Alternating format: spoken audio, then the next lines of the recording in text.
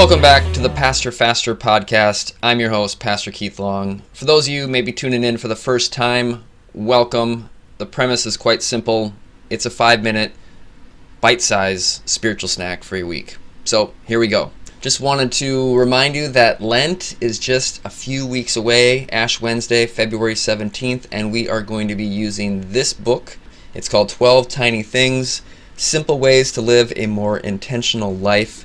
So starting the 17th, we're going to be looking at those 12 simple things that we can do to frame our world spiritually and live a more balanced and full life. So grab your own copy, follow along. I find it's a great way to stay rooted in a culture that's on the go, and we are ever on the go. So without further ado, let's jump into Mark chapter 1, 21 to 28. They went to Capernaum, and when the Sabbath came, Jesus entered the synagogue and taught. They were astounded at his teaching, for he taught them as one having authority and not as the scribes. Just then there was in their synagogue a man with an unclean spirit, and he cried out, "What have you to do with us, Jesus of Nazareth? Have you come to destroy us? I know who you are, the Holy One of God." But Jesus rebuked him, saying, "Be silent and come out of him." And the unclean spirit, convulsing him and crying with a loud voice, came out of him. They were all amazed, and they kept on asking one another, "What is this? A new teaching with authority? He commands even the unclean spirits, and they obey him." At once his fame began to spread throughout the surrounding region of Galilee. Well, I just want to give a shout out to the scholar who helped me with the commentary here from workingpreacher.org by the name of Osvaldo Vena. Thanks for the context. So in summary, this text is all about authority. Who has it and how are they using it? You might be wondering, hey, who let the demon into church? Who let the demon into the synagogue? It seems as though Mark believes that one of these teachers, which were the scribes in those days, was actually harboring an unclean spirit. And his accusing question, "Have you come to destroy us?" followed by a naming Jesus, the Holy One of God, is this ploy to overpower Jesus, who's come in and astounded everybody and kind of made these teachers feel kind of small.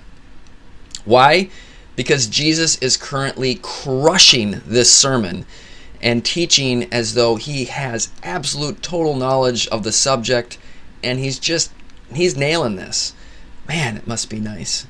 Anyway, so he's going on, and of course a fracas breaks out, and Jesus is accused of having ill intentions. Same old day in the life of our Lord Jesus kind of thing. So this demonic scribe goes on the offensive, taking issue with Jesus' authority on the scriptures. And Jesus, of course, isn't having it, right?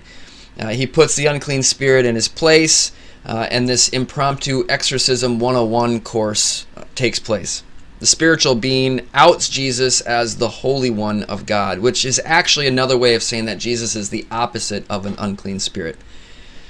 Quote, this is from Osvaldo Vena. Jesus' command to the demons to be silent has to do with the fact that he does not want them to name him, since in that culture the one doing the naming had more authority than the one being named. I had this kind of thing happen to me all the time when I was a substitute teacher back in the day. It seemed all the wild ones knew my name, and I didn't know any of their names. And I was trying to learn them all at once, and they just had total power over me to do whatever they want until I couldn't be like, "Hey, you, yeah, you." They knew who I was, and until I learned their names, and then the tables would turn again. So what does any of this have to do with us?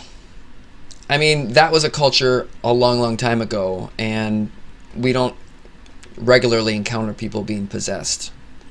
Or do we? What's possessing us? Well, the key to a demon-free, attachment-free life is honesty. It's being true to ourselves, true and honest with ourselves and with those around us of what's truly going on. It's acknowledging all the ways that you might be unclean or fearful with anxiety. It's naming things like homophobia or racism, sexism, classism, intolerance in any way. It's naming those things we're not proud of, things that are holding us back from living a life that Jesus models for us. So, be of good courage and name it, because in this instance, silence is not golden. It's self-destructive. So name it. Well, that's it for today. Thanks for tuning in. God's peace be with you.